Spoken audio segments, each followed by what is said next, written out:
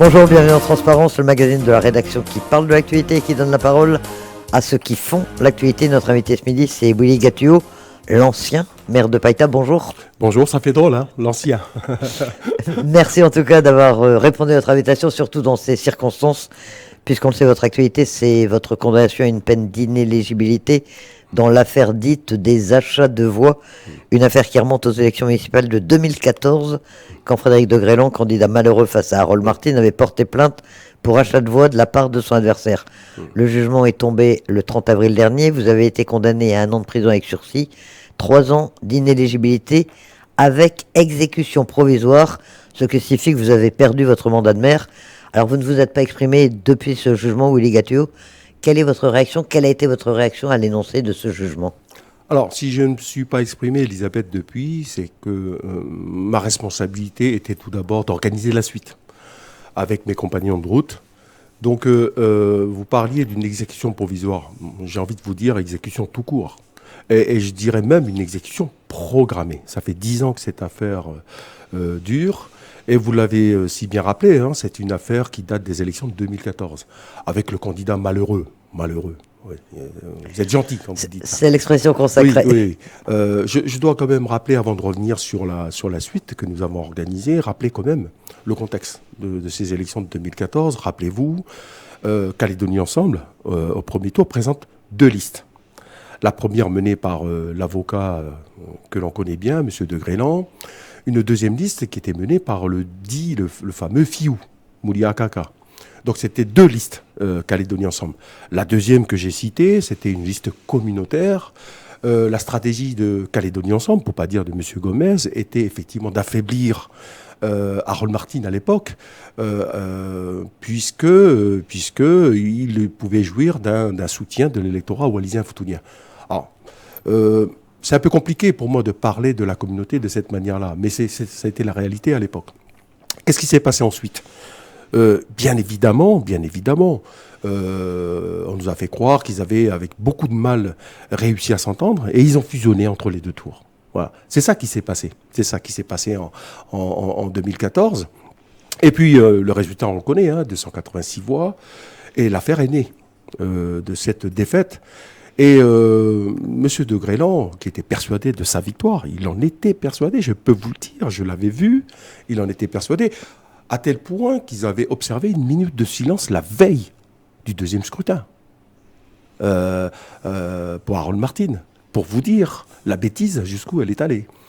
Et donc, la victoire n'était pas au rendez-vous. Et d'ailleurs, je peux comprendre que M. de Grélan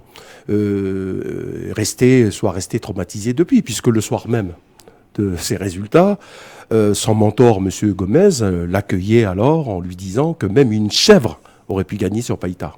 Donc, je peux comprendre que M. de Grélan en ait gardé quelques rancœurs, d'autant que c'était le marchepied. La commune de Païta était le marchepied et pour une grande carrière politique pour M. de Grélan. Donc, et on lui a rappelé que Païta et les habitants de Païta ne seront jamais un marchepied pour qui que ce soit. Donc une défaite mal vécue en 2014 et cette affaire donc traîne maintenant depuis 10 ans avec le temps de la justice. Entre-temps, il faut le rappeler aussi, il y a eu d'autres élections municipales et vous avez été réélu, vous, en 2020, comme maire de Païta. Oui. Alors aujourd'hui, après ce jugement qui, encore une fois, a traîné, appel, cassation, re-appel, quel est votre sentiment? Un sentiment d'injustice, un sentiment d'incompréhension, un sentiment de ras-le-bol? Elisabeth, ce que je voudrais dire, que je n'y vois pas là la victoire de la justice, mais la victoire de M. Frédéric de Grélan.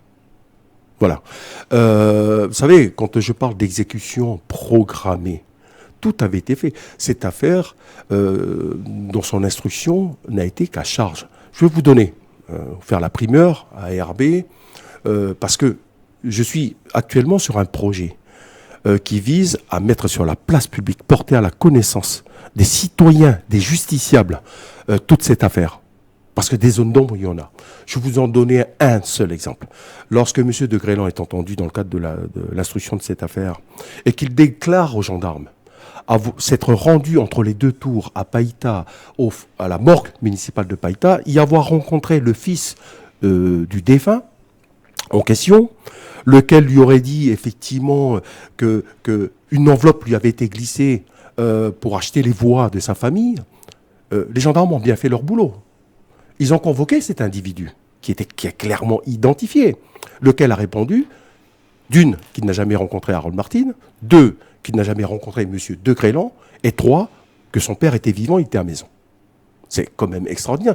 Qu'est-ce que la justice, c'est la question que je me pose aujourd'hui, qu'est-ce que la justice en a fait aujourd'hui? Voilà. Et cette affaire, pas mal de rebondissements. Il faut savoir qu'effectivement, il y avait une première tentative d'introduction de cette affaire auprès du parquet. À l'époque, souvenez-vous, le procureur de la République, c'est Madame Lanné. Madame Lanné qui est visée dans une affaire que vous avez, vous et Arbé, révélée. D'ailleurs, cette affaire, j'y serai très attentif quant à l'issue de cette affaire. Parce que je ne peux pas croire que quiconque est au-dessus de la loi. Et d'autant plus quand on est magistrat. Parce que la question que je suis en droit de me poser, c'est le secret de l'instruction, l'étanchéité des procédures. Et rapporté à l'affaire qui m'a condamné, je me pose des questions. Donc je serai très attentif. Voilà, comme sur une autre affaire d'ailleurs. Hein. C'est une affaire politique, en fait, d'après vous? Vous savez, Elisabeth, moi je me suis toujours interdit de commenter des décisions de justice ces 10 années passées, notamment sur cette affaire-là. Aujourd'hui, je vous avouerai que j'étais très naïf, j'y croyais pas. À l'issue, et à cette condamnation, ce n'est pas possible. Dans ce dossier, on pourrait parler de doute, mais le doute ne doit-il pas bénéficier à l'accusé? On me condamne sur des simples faisceaux d'indices. Le faux témoignage de M. de Grélan, est-ce un indice? Est-ce un faisceau d'indices? Et il y en a des tonnes et des tonnes de comme ça. Tout le long du dossier, je n'invente rien. Je l'ai recopié mot pour mot. Je peux vous le dire, j'ai passé des jours à le recopier, le dossier, chez mon avocat. Donc, tout au long du dossier, M. de Grélan est cité. J'ajoute notamment sur les 5 accusateurs, il y a des relations établies, notamment entre 3 de ceux qui nous ont accusés dans cette affaire, avec M. de Grélan. Ils étaient des clients de M. de Grélan, avant même cette affaire. Donc, il y a une dénonciation anonyme. Finalement, l'anonymat est tombé, c'est M. Mouliakaka qui discute avec les uns et les autres. Et ça suffit pour raconter une histoire dans laquelle, bien évidemment, puisqu'elle est racontée de sorte à ce que l'on soit coupable. Voilà. Donc, moi, ce que je retiens, pour revenir à votre question, c'est qu'entre-temps, il y a eu des élections municipales en 2020. Mes adversaires d'alors, rappelez-vous, un attelage autour de M. Toukoumouli, l'éveil océanien. Il y a eu le candidat Ben Loré du Rassemblement, Calédonie Ensemble, Manina Tey. Qu'est-ce qu'on en a pensé des électeurs à Païta? Parce qu'ils n'avaient pas de programme. Ceux que je viens de citer n'avaient aucun programme, si ce n'est qu'un procès avant l'heure, qu'ils m'ont fait tout au long de cette campagne. Il était soi-disant impossible que les électeurs de Païta puissent faire confiance à un repris de justice, un voyou. Quel était le choix des électeurs de Païta? 49,9%. Ils m'ont fait confiance. Donc voilà, moi j'étais élu, et c'est ce qui me console, j'ai envie de vous dire ça comme ça, c'est que j'étais élu par les électeurs de Païta, et la justice en a décidé autrement. Voilà, voilà ce qui s'est passé. Alors une peine d'inéligibilité, c'est dur pour un élu, forcément. Avec exécution provisoire, vous dites avec exécution.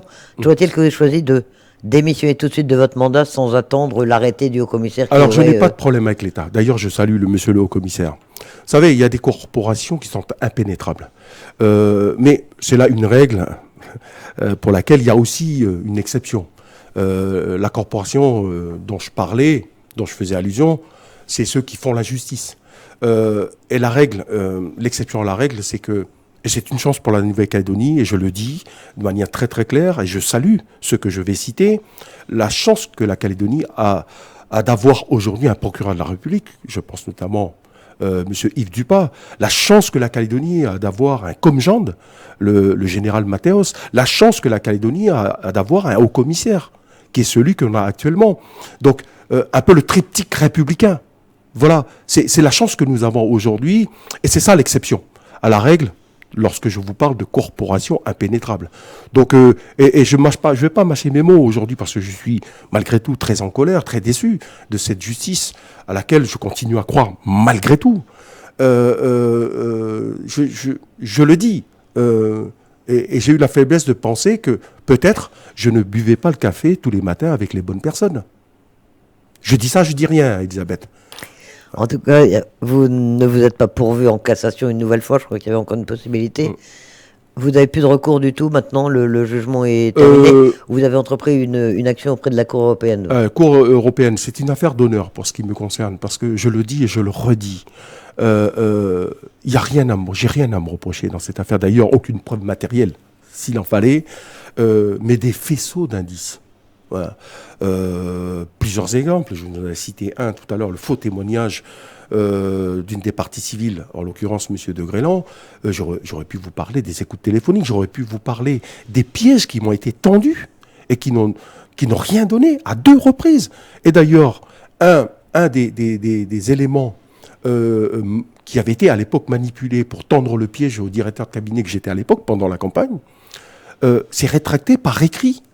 Qu'est-ce qu'on a fait la justice ? Puisque dans ses écrits, il écrit de manière très très claire avoir eu des contacts avec ceux que j'ai cités précédemment. Non, mais c'est quand même hallucinant. Mais que fait la justice ? Et à la Cour européenne des droits de l'homme, qu'est-ce qu'elle peut faire dans une affaire comme celle-là ? Vous avez posé la question tout à l'heure de ma démission. Or, j'ai démissionné parce que j'ai beaucoup de respect pour l'État. Voilà. Je voulais sauver ce respect que j'ai pour l'État et ceux qui incarnent l'État en Calédonie, et le premier d'entre eux, le haut-commissaire. Il n'était pas question pour moi que ma condamnation soit formalisée par le haut-commissaire, qui me la notifie. Et je lui ai fait savoir. Donc j'ai démissionné dès vendredi. Donc c'est la justice qui m'a condamné, ou en tous les cas, ceux qui sont censés dire la justice. Voilà. Donc ensuite, un combat pour l'honneur. Parce que chez moi, c'est aussi mon éducation. Je porte un nom, et par cette affaire, ce nom est quelque peu sali. Et je ne peux pas permettre ça. Donc j'ai introduit un recours auprès de la Cour européenne des droits de l'homme, puisque la première cour d'appel a reposé ma culpabilité sur le fait que j'appartenais à une communauté, qui est la communauté wallisienne et foutounienne, et que j'en connaissais les us et coutumes. Mais qu'est-ce que ça veut dire ? Que quand on est wallisien et foutounien, on est coupable, on est corrompu. On ne peut pas accepter ça et dans un pays des droits de l'homme. C'est pas possible. Ce n'est pas possible. Donc voilà le recours que j'ai. Et j'espère en avoir un retour positif. Vous nous tiendrez au courant. Pour parler un peu politique, dans un premier temps, vous aviez envisagé la démission de l'ensemble de votre liste pour refaire des élections municipales, tout remettre à plat et puis demander aux électeurs de trancher. Finalement, vous y avez renoncé. Pourquoi ? Moi, j'étais pas pour. Effectivement, vous savez, on est parti, ce groupe, ses compagnons, mes compagnons et moi, en 2020. Un peu contre tout, contre tous. On y est allé, le résultat, vous le connaissez. Et d'ailleurs, j'avais fait savoir à qui voulait l'entendre qu'entre les 2 tours, je n'abandonnerai aucun des miens. Et on n'a abandonné personne. Donc il y a une solidarité, mais je vous assure, Elisabeth, mais très très forte dans ce groupe majoritaire. Et nous sommes 27 au conseil municipal. Et on avait décidé, envers et contre tout, de cheminer ensemble jusqu'au bout du bout, quoi qu'il arrive. Et effectivement, mardi soir, quand mes compagnons me rappelaient effectivement cet engagement qu'on a pris en commun, et que selon eux, il s'agissait pour eux de démissionner. Ils voulaient répondre à cette injustice, de cette décision de justice. C'était par solidarité envers vous. Par solidarité, démissionner. Vous savez, à ce moment-là, il faut avoir la tête sur les épaules, il faut bien réfléchir, il ne faut pas, comme de Grélan, avoir quelques rancunes, il faut être lucide. Donc ma priorité a toujours été la commune de Païta. Et Dieu sait que le quotidien des citoyens, des Calédoniens, et en l'occurrence des administrés de Païta, est compliqué, est très très compliqué. Donc j'aurais permis cette démission en bloc. Cela aurait eu pour effet des élections au plus tôt début août.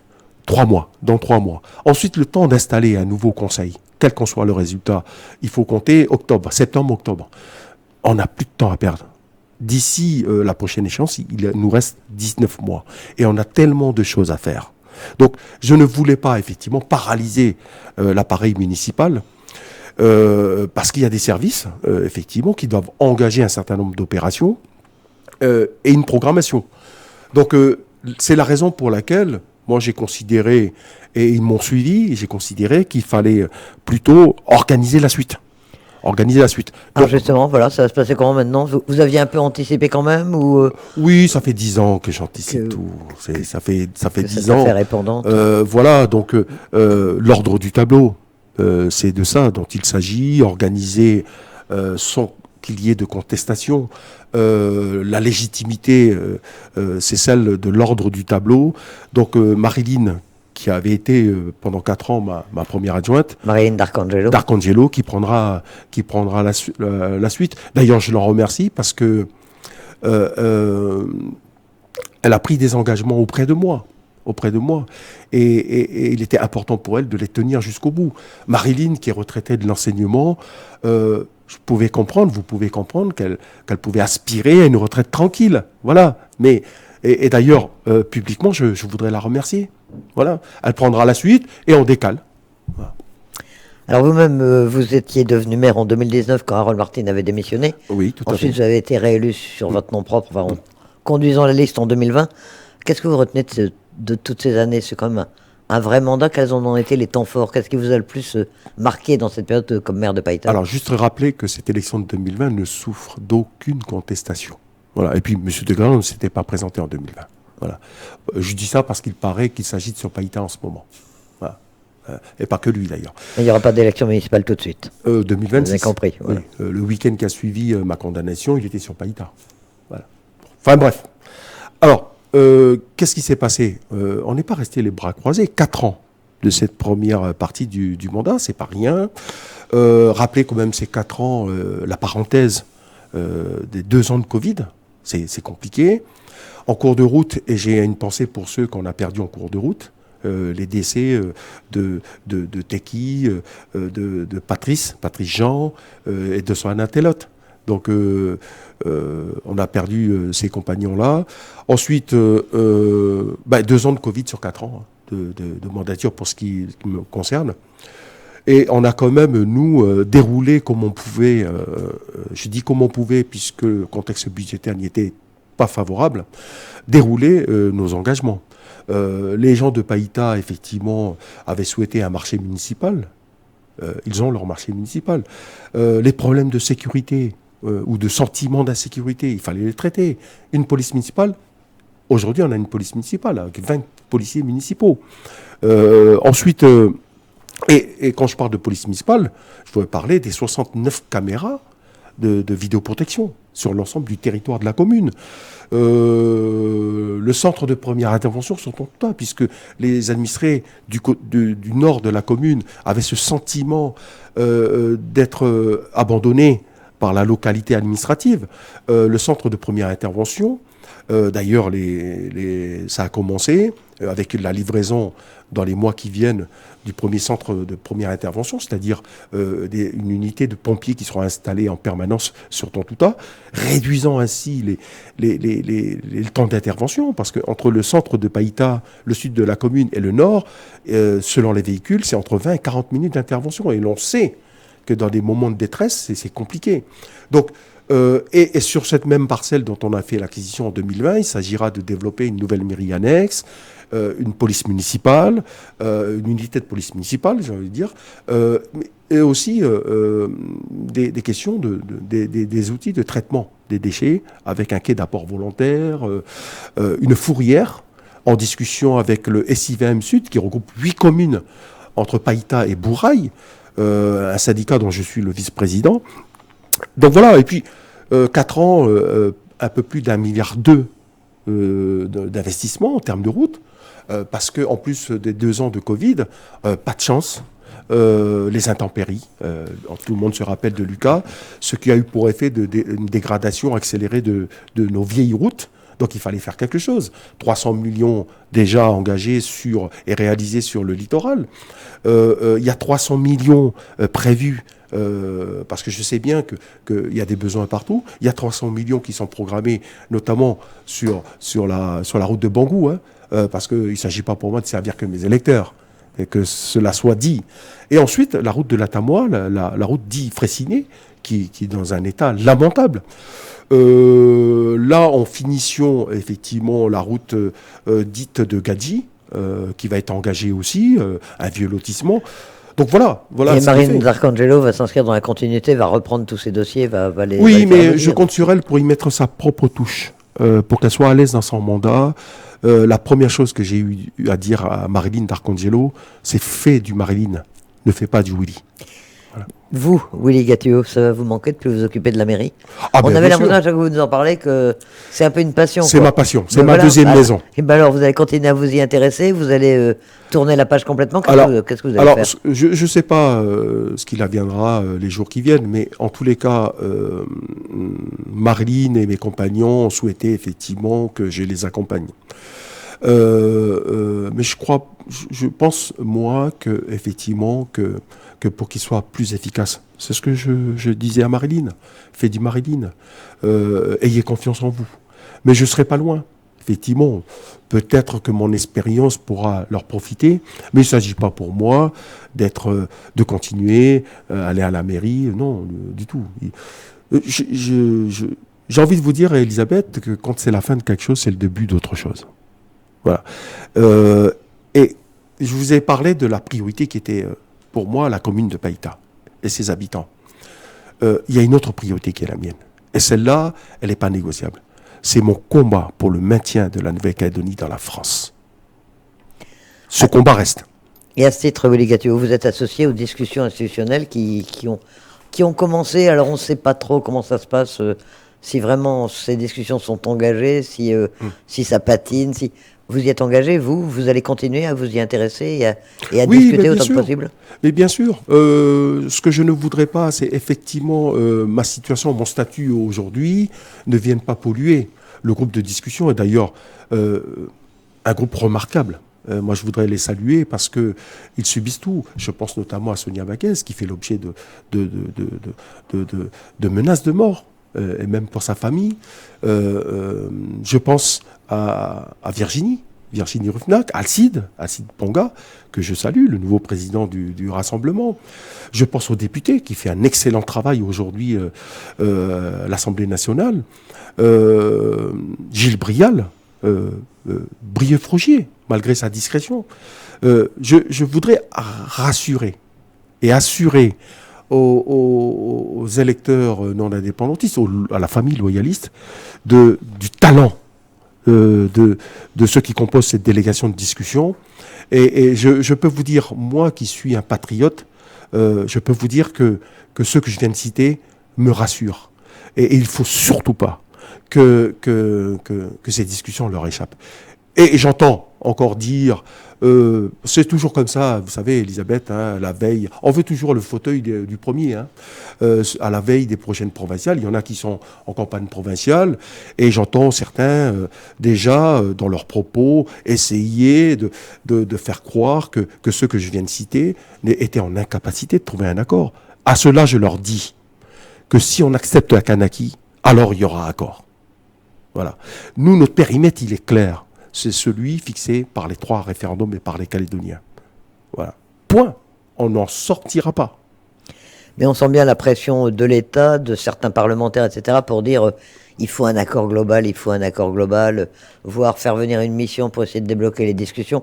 Est-ce que cet accord global vous semble possible aujourd'hui en l'état actuel, ou est-ce qu'il va falloir être patient quelques semaines, quelques mois pour y arriver? Souhaitez-vous que la Nouvelle-Calédonie accède à la pleine souveraineté et devienne indépendante? La réponse a été par 3 fois non. C'est ça le périmètre. Donc c'est dans ce périmètre qu'un accord global, pour nous, il sera possible. Je ne peux pas dire mieux, Elisabeth. Aujourd'hui, puisque effectivement l'actualité de la réforme constitutionnelle sur le dégel du corps électoral, j'entends effectivement les indépendantistes. L'accord Nouméa, rien que l'accord, c'est quand même à géométrie variable. Je rappelle ici qu'il s'agit pour nous de revenir dans cet accord. C'est le président Chirac qui est sorti de l'accord, notamment sur cette question du corps électoral. Il l'a gelé en 2007, unilatéralement. Donc, nous, on souhaite revenir dans cet accord.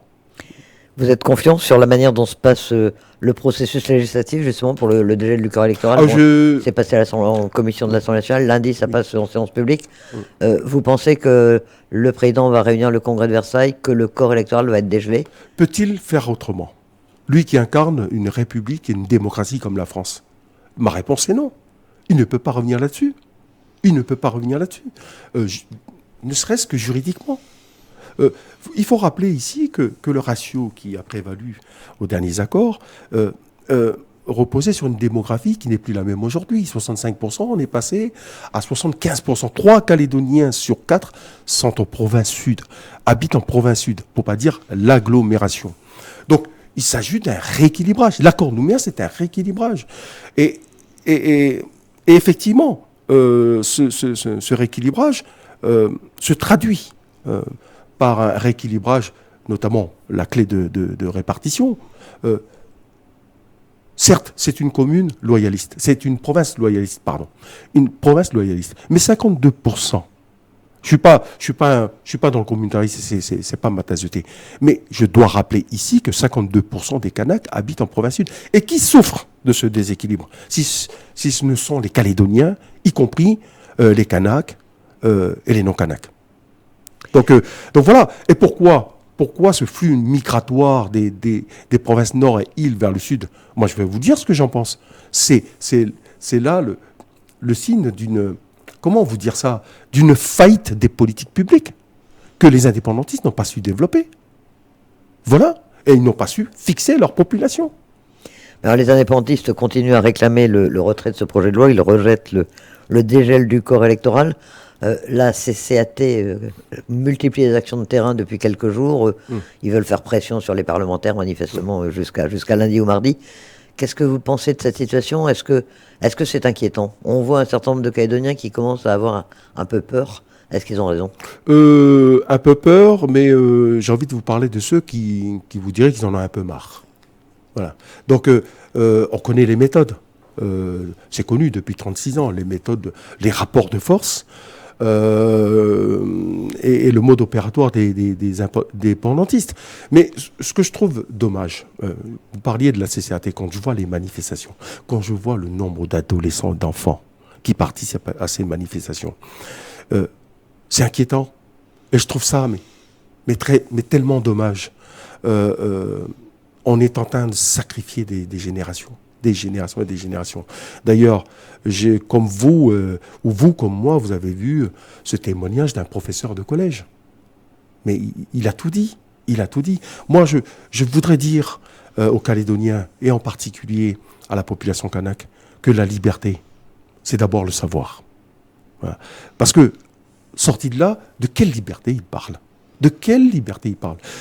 Ces 30 ans d'accord leur ont donné tous les moyens de l'émancipation, du rééquilibrage. Je pense notamment la clé de répartition. 92% de la fiscalité est perçue en province sud. Et la répartition fait que 50% pour les deux provinces indépendantistes, 50%. Qui est pénalisé avec ces répartitions si ce n'est pas les populations habitant en province sud, dans les 52% de Kanak?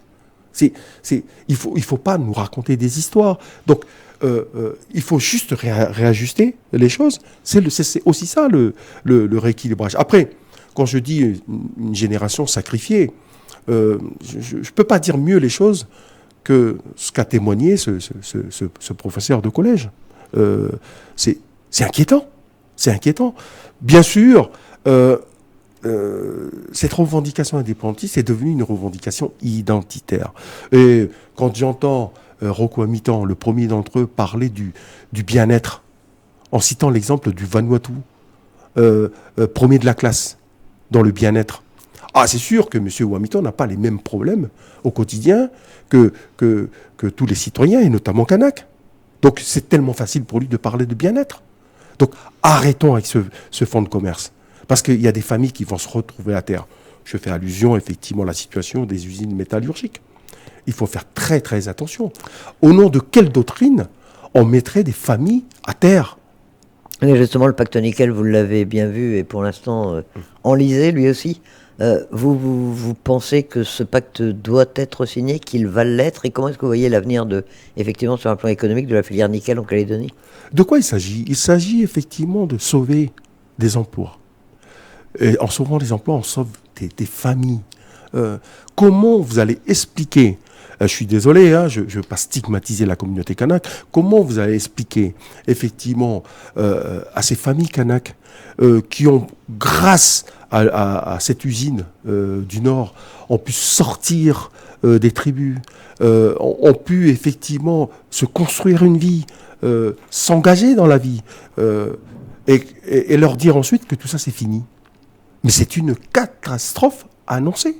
Or, le reste, vous devinez, l'enchaînement que cela va être quand on pense à la situation de la CAFAT, du RUAM et tout le reste. Et on est au bord de l'effondrement. Voilà. Est-ce ça la liberté? Je crois qu'il faut retrouver raison. Alors, je sais que vous n'aimez pas parler au nom de la communauté wallisienne et futunienne, et que vous sentez que vous vous présentez comme Calédonien avant tout. Cette communauté, malgré tout, elle existe politiquement aujourd'hui. Est-ce que elle est embrigadée, entre guillemets, dans un camp, dans un autre? Est-ce qu'elle a sa liberté de choix? Comment est-ce que vous voyez? Alors, moi, je vais être très cash, Elisabeth. Le premier message que je vais adresser à la communauté wallisienne et futunienne, c'est que il faut qu'elle cesse de penser que l'autre est fautif de ce qu'elle lui arrive. Si j'ai un conseil à donner, si je peux me permettre, à la communauté wallisienne et futunienne, leur dire premièrement qu'elle est légitime. Nous avons fait le choix pour les premiers de nous investir et de faire souche en Calédonie en 1947. Et donc nous avons participé à construire ce pays. Et c'est là notre légitimité. Nous sommes des Calédoniens d'origine wallisienne et futunienne, et français de surcroît. Aujourd'hui, on essaye de nous séduire avec cette nouvelle communauté née des élections provinciales avec les Véocéaniens, les dernières élections provinciales. On me parle moi aujourd'hui de communauté océanienne. Appartenions-nous à la communauté océanienne, à l'Ave Maria? C'est une simple question que je pose. Donc, avons-nous un passeport océanien? Non, nous avons un passeport français. Donc, dire à la communauté wallisienne et futunienne qu'elle se fasse confiance, parce qu'elle a toutes les qualités pour exister, non pas pour prendre la place de quelqu'un d'autre, mais prendre sa vraie place dans la communauté. Et je terminerai en disant qu'elle ne trouvera pas son salut dans le communautarisme. Le communautarisme, c'est l'isolement. Voilà. Donc, il ne faut pas qu'elle s'isole. Vous savez que les Calédoniens sont tous un peu anxieux, un peu inquiets, ou ils en ont marre, comme vous le disiez il y a quelques instants. Il y a des raisons d'être optimiste quand même? Vous êtes confiant dans l'avenir global de la Nouvelle-Calédonie aujourd'hui? Vous savez, je me souviens, parce que j'avais l'âge de comprendre les choses politiquement. En 88, souvenez-vous, Elisabeth, alors que tout le monde croyait impossible les choses, et on les a rendues possibles. En 88 comme en 98. Donc, il s'agit aujourd'hui, effectivement, de trouver un accord. Oui, mais je rappelle le périmètre dans lequel, selon moi, et pour moi, cet accord est possible, un accord global. Ce que je veux dire, c'est que rien, aucune pression, d'où qu'elle vienne, quelle qu'en soit la pression, n'aura d'effet sur moi et sur mon combat, qui est celui du maintien de la Nouvelle-Calédonie, de la France. Nul salut pour l'ensemble des Calédoniens en dehors de ce périmètre-là. Nul salut. Et je le sais, ces deux derniers accords, Elisabeth, c'est pas moins de 3 000 milliards de financement de l'État. Quand on voit notre incapacité budgétaire aujourd'hui, comment on pourrait se passer des 3 000 milliards de l'État? Et je terminerai en vous disant que l'État n'a rien à se reprocher dans le processus dit de décolonisation. Elle a respecté à la lettre ce processus. Je rappelle que ce processus donnait lieu à une consultation référendaire. Et qui était consulté? Qui devait être consulté? C'est l'accord de Nouméa. Les populations concernées. Donc, un corps électoral restreint. Entre-temps, gelé. La réponse, je le rappelle, ça a été par 3 fois non. Ensuite, nous devions, nous, partenaires, nous réunir pour examiner la situation ainsi créée. Qu'est-ce qu'il faut entendre par là? La situation ainsi créée, c'est le résultat des 3 référendums. Comment, ensemble, on pouvait revoir nos relations avec la France. Et dans la France. C'est on ne peut plus clair dans mon esprit. Et je vais vous dire, Elisabeth, ça, j'y dérogerai pas pour ce qui me concerne. Dérogerai pas. Et je le ferai pour mes enfants. Willy Gatuot, encore très combatif, on le voit. Merci d'avoir accepté notre invitation. Merci de m'avoir invité.